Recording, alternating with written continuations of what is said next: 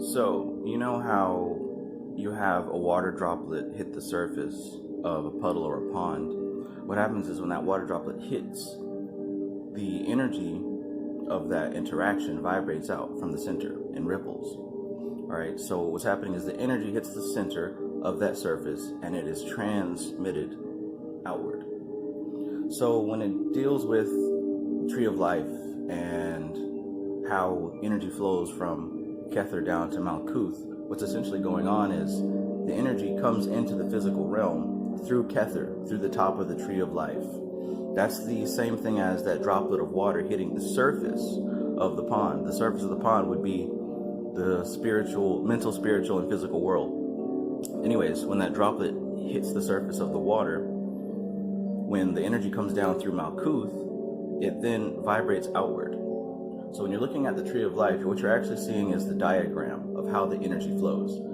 But just like the waves in the water, it's continually rippling outward. It's continually flowing outward, right? The energy is going down from Malkuth, down to Chakma, then Bina, then Gibura, then Gijula, and etc., all the way down to Malkuth. Malkuth is essentially like, say, where the water would hit the barrier and then bounce back. So that's the same thing when the energy hits the earth plane, which is right here. You have a choice. You can either ground that energy back into the earth by creating something, by transmuting it into something physical, or you can send the energy back up the tree through spiritual work, through meditation, through different type of astral practices and things like that. But essentially the energy is always coming down. It's a continuous flow of energy from what we call God, what we call source. When that energy hits our perceivable dimension, it goes through a series of creation, of shaping, of force and form, all the way until it gets down to the physical plane.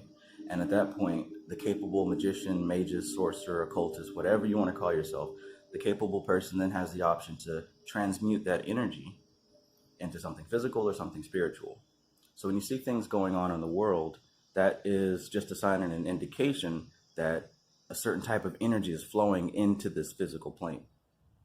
So that's just a very brief synopsis of how energy from the Tree of Life and the Kabbalah system works.